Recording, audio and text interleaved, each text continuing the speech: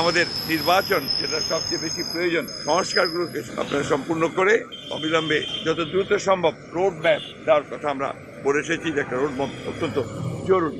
দেশে যেন কোন রকম অবস্থার সৃষ্টি না হয় যে অবস্থার মধ্যে দিয়ে বিভাজন সৃষ্টি হবে। এখন যেটা সবচেয়ে বেশি প্রয়োজন আমরা বলে এসেছি এই মুহূর্তে সেটা সবচেয়ে বড় প্রয়োজন হচ্ছে জাতীয় ঐক্য।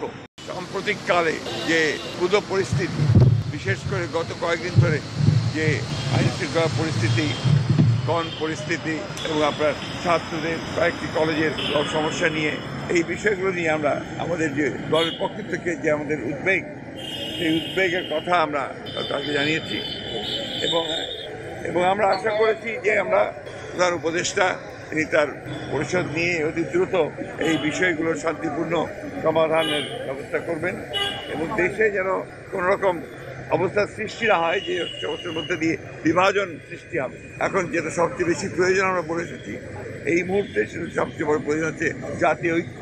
আমাদের সামনে এখন অনেক বড় চ্যালেঞ্জ রয়েছে, সেই চ্যালেঞ্জগুলোকে মোকাবেলা করার জন্য বিশেষ করে যারা বাংলাদেশের স্বাধীনতা সার্বভৌমত্বের প্রতি হুমকি হয়ে দাঁড়ায় অথবা এর যে স্ট্যাবিলিটি এটাকে যারা বিনষ্ট করতে চায় তাদেরকে প্রতিহত করার জন্য, প্রতিরোধ করার জন্য আমাদেরকে অবশ্যই একটা জাতীয় ঐক্য গড়ে তুলতে হবে। সেই কথাগুলো আমরা আপনাদেরকে বলেছি। আমরা সেই সঙ্গে জনগণের যে দুর্ভোগ হচ্ছে বিশেষ করে দ্রব্যমূল্যের ব্যাপারে সেই বিষয়টি আমরা তাদের সামনে নিয়ে এসেছি যে যাতে করে দ্রব্যমূল্য কমানোর জন্য কাজ করা যায় এবং টিসিবি ট্রাকগুলোকে আমরা বাড়ানোর জন্য বলে এসেছি, আর প্রতি এলাকা ভিত্তিক বাড়ানোর জন্য বলে এসেছি।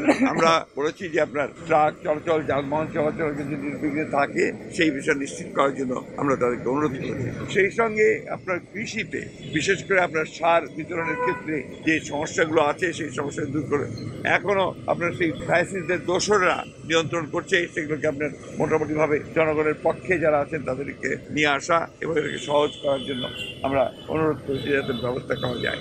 সেই সঙ্গে শিল্প উৎপাদনের ক্ষেত্রে আমরা বলেছি যেন আপনার নর্মাল যে আপনার অ্যাক্টিভিটি সেটা যেন চালু থাকে, বিশেষ করে শিল্পাঞ্চলে শ্রমিকদের বেতনের ক্ষেত্রে যেন কোনো আপনার বাধা সৃষ্টি না হয় এবং তারা যেন বেতন পান তার জন্য প্রয়োজনে সরকারকে ঋণ দেওয়ার জন্য আমরা বলেছি যে বেশি করে ঋণ দিয়ে তাদেরকে ঠিক বেতনের ব্যবস্থা করতে হবে।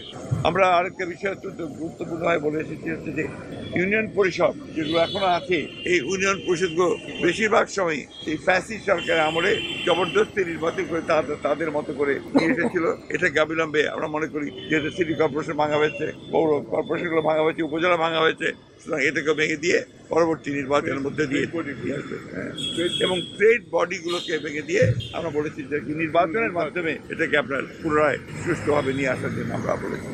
সামগ্রিকভাবে আমাদের সমস্ত রাজনৈতিক দলগুলোর সাথে আলাপ আলোচনা করে এই জাতীয় ঐক্য সৃষ্টি করার ব্যাপারেও আমরা আহ্বান জানিয়েছি। আমরা সেই সঙ্গে আপনার এটাও বলেছি যে আমাদের নির্বাচন যেটা সবচেয়ে বেশি প্রয়োজন, সংস্কারগুলোকে সম্পূর্ণ করে অবিলম্বে যত দ্রুত সম্ভব রোড ম্যাপ দেওয়ার কথা আমরা বলে এসেছি যে একটা রোড ম্যাপ অত্যন্ত জরুরি। এই কথাগুলি আমরা তাদেরকে বলেছি এবং প্রধান উপদেষ্টা এবং তার সঙ্গে যারা উপদেষ্টা মানে সদস্য ছিলেন তারা শান্তিপূর্ণভাবে মনোযোগ সহকারে আমাদের কথাগুলো শুনেছেন এবং আমরা বিশ্বাস করি যে তাগুলো গুরুত্ব দিয়ে তারা এটাকে প্রয়োগ করার ব্যবস্থা করবে। আরেকটা বিষয়, আমরা সমস্ত মামলাগুলো যেগুলো আমাদের সময় ফ্যাসিস্ট সরকার করেছিল এই মামলাগুলোকে প্রত্যাহারের ব্যাপারে আমরা দ্রুততার সঙ্গে ব্যবস্থা গ্রহণ করার জন্য অনুরোধ করেছি।